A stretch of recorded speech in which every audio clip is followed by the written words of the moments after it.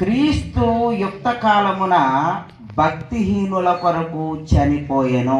దేవుడు తన పరిశుద్ధ వాక్యమును మన వినికిడిలో దీవించి ఆశీర్వదించునుగాక. ఆమేన్.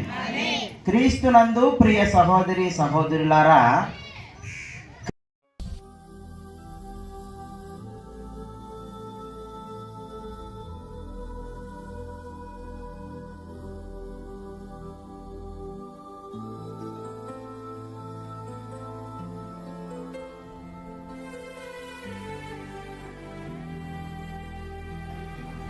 మీరందరూ బాధకే కర్తలు గాని ఆదరణకు కర్తలు కారు.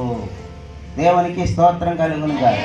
యోబు భక్తుడు ఆస్తి పోయి, పిల్లలు పోయి, శ్రమలలో, బాధలలో, కష్టాలలో ఉన్నప్పుడు యోబు యొక్క స్నేహితులు యోబు దగ్గరికి వెళ్ళి యోబును బాధపడతా ఉన్నారు. రెండు విషయాలు జ్ఞాపకం చేసుకోండి. ఒకటి బాధ, రెండు ఆదరణ. ఆదరణ అంటే ఒక వ్యక్తికి బాగోలేనప్పుడు నీవు వెళ్ళి ఏం చేయాలంటే తగ్గిపోతుంది లేమా అని ఆదరించే వ్యక్తిగా ఉండాలి.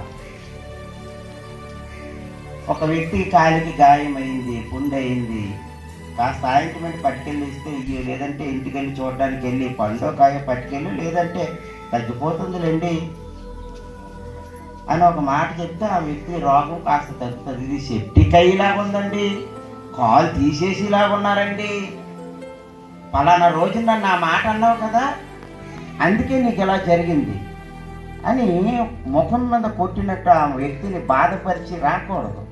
బాధలలో ఉన్న వారిని నువ్వేం చేయాలంటే ఆదరించే వ్యక్తిగా ఉండాలి.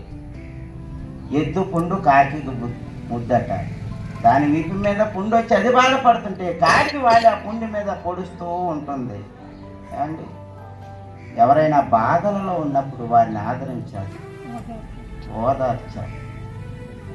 ఇంకా ఉన్నాయి కానీ నా సమయం అయిపోయింది. దేవుడి మాటలు ముగించింది.